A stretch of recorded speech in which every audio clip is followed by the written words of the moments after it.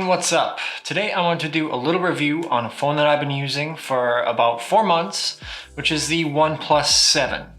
So this phone came out at the same time as the OnePlus 7 Pro, but isn't as widely available as the Pro is. If you go on the OnePlus site, you can't buy this in North America, but you can find it on Amazon and from third-party sellers, no problem. So this is more of a mid-range option this year from OnePlus. It does contain a lot of the same specs that you'll see in the Pro, but a lot of things are toned down and not included in this phone. So if we start off looking at the design of the phone, you can get this in two colors. You can get it in red and this mirror gray color that I've got here.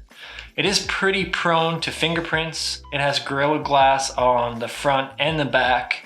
The body itself is aluminum. You've got your power button on the right hand side and your sound slider right above it. So one setting is for full sound with vibration, the next is for vibration, and then obviously the last one is to keep things on silent.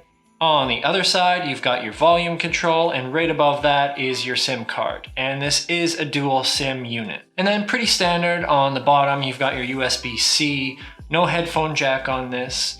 I would say the only real flaw with the design that I notice every day is the camera bump is pretty big on here. Even with a case, I notice it.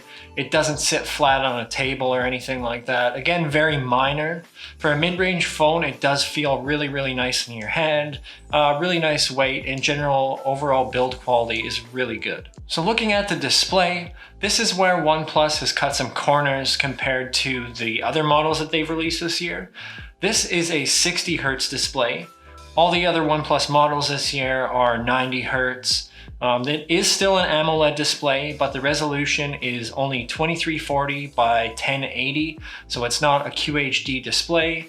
But despite all that, colors are still really vibrant and things like that. Everything that you would expect from an AMOLED display. And this unit is 6.41 inches. So pretty standard for most phones that come out now. You can handle most apps with one hand without any issue. So surprisingly enough, this being a mid-range phone, it does have an in-display fingerprint reader, which works really well. I would say it works 95% of the time. Very similar to just a standard fingerprint reader. I've had zero issues with this at all. And it does also include face unlock, which is pretty handy as well. Now the actual specs on this phone are very, very similar to the 7 Pro. You still got a Snapdragon 855 in this. This model has 8 gigs of RAM and 256 gigs of storage, which is plenty for the things that I use. Be great for gaming, but there's no lag or anything like that. Very smooth. And I would say a big part of that experience is due to Oxygen OS, which is OnePlus's version of Android. So this is built on Android 10, so you get all the latest and greatest features of Android 10. OnePlus seems to do frequent updates, and it's a very, very similar experience to stock Android, which I find really nice. A few things that I don't like about the operating system on this phone is the lack of an always-on display.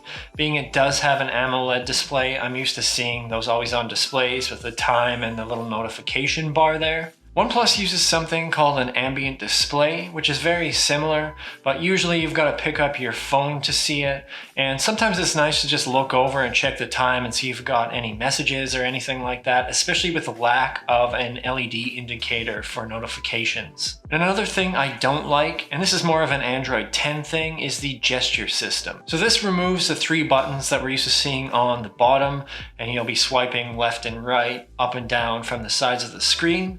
I find that sometimes apps don't really work with this very well, especially if you've got a navigation drawer or things like that. So I've switched back to just the standard 3 buttons at the bottom. Now on the previous version of Oxygen OS, based on Android 9, they actually had another option, which was the button bar at the bottom of the screen with a back button. I actually like that a lot more, but when I upgraded to Android 10, that option wasn't available, which is a little bit of a disappointment, but the 3 buttons at the bottom are still fine with me. Again, just a minor annoyance. Overall, Oxygen OS is a lot better than other options out there. There's no bloatware apps with ads or anything that you see from companies like Xiaomi.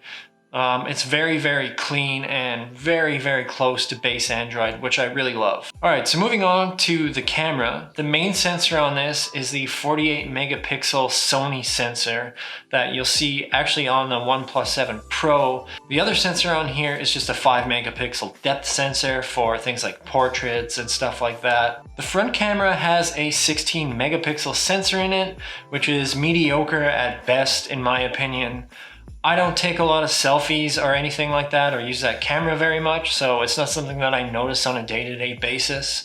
If you do use that quite a bit, it's just something to be aware of. Now, as for the main camera, I would have said that that was mediocre at best as well a few weeks ago, but since then OnePlus has released an update that has addressed a lot of my issues with the camera. Previous to that update, I found autofocus didn't really work too well, and it resulted in some blurry images and things like that. But since then, it's been really great. It takes great daylight photos. Nightscape works pretty well for the most part, as long as you've got a little bit of a light source present.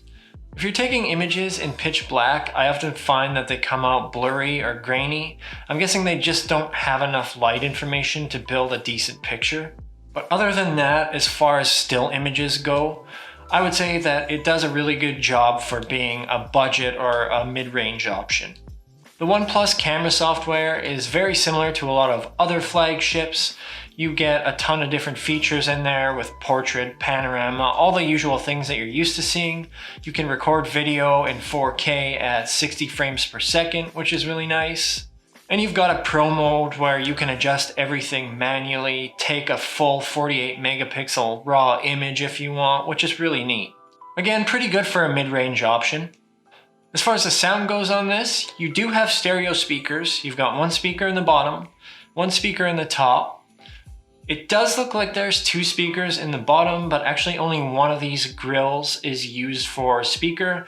The other one is just for show, I guess. I'm not sure if they could have used that space more wisely. Maybe put a headphone jack or something in there. Probably not, but it's there anyways. They do sound decent, nothing earth-shattering or great or anything. If I'm going to be playing music through my phone, it's usually through a Bluetooth speaker or something like that. But if you're gaming or if you just need sound, it's probably adequate at best, I would say.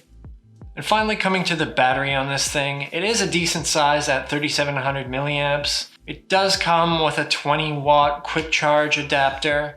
Again, pretty standard for phones nowadays to come out with quick charge. It does not come with any wireless charging, which again, I wouldn't really expect on a mid-range device like this. And with regular usage, I can probably get about a day and a half out of this thing on a single charge. So really overall, I think it's a great phone for the price. You do have a lot of great features. It really just depends on what's important to you. If you're all about specs and performance and you don't care too much about the camera or wireless charging or anything like that, this is probably a great option for you. If you're looking for something that has a bunch of different camera lenses that does optical zoom and wide angle and things like that, or a super high res display with a high refresh rate, you're not going to be pleased with this. But otherwise, this is a really great device. If you guys have any questions or comments at all, please leave them down below. If you enjoyed this video, give it a like. If you want to see more of these videos, please subscribe, and thank you guys so much for watching. I will see you in the next one.